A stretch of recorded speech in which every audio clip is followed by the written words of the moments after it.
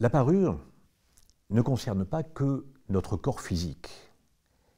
Elle est également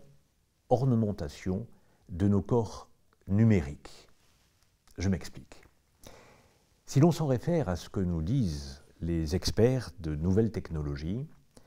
nous aurons toutes et tous, dans les années à venir,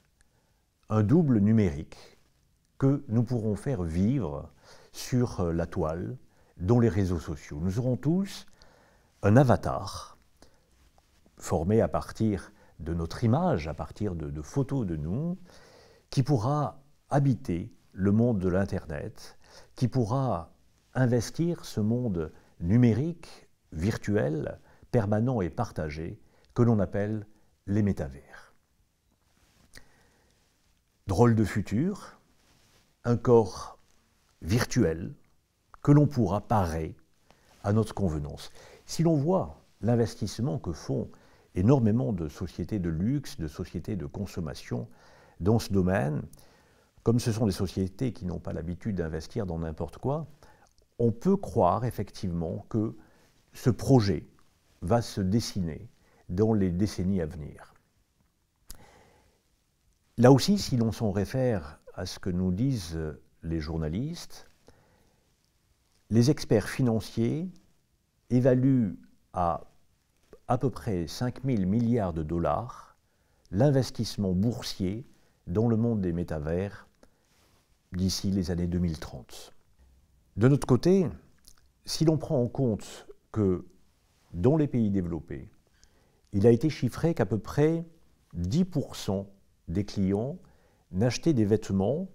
que pour les porter le temps d'une prise de photo et mettre leur image d'eux ainsi vêtus dans les réseaux sociaux avant de renvoyer ces vêtements à l'expéditeur,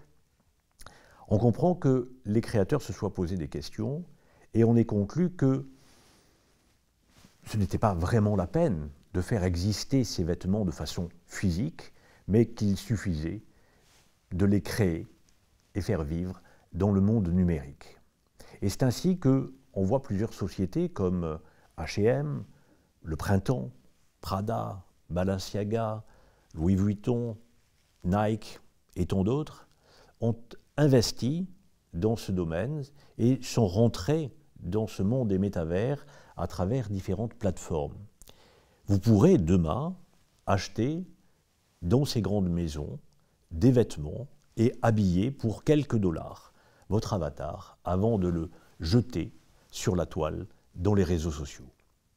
Et c'est ainsi qu'on peut voir déjà de nombreuses créations, des plus réalistes aux plus surréalistes, des créations complètement fantasques, science-fiction, qui laissent libre cours donc à l'inspiration débridée des stylistes du web. Les écoles de stylisme ne sont pas en reste, elles sont rentrées dans la danse, poussées en ce sens par la nouvelle génération d'étudiants pour lesquels le monde virtuel appartient à leur quotidien, puisqu'ils sont coutumiers de ce vécu sur les réseaux sociaux ou de cette propension à s'abandonner dans les jeux vidéo. Pour autant, pas question d'abandonner le monde physique, ce n'est jamais qu'un autre savoir-faire dans ce monde virtuel, dans ce monde numérique qui prend de plus en plus de place à l'heure actuelle.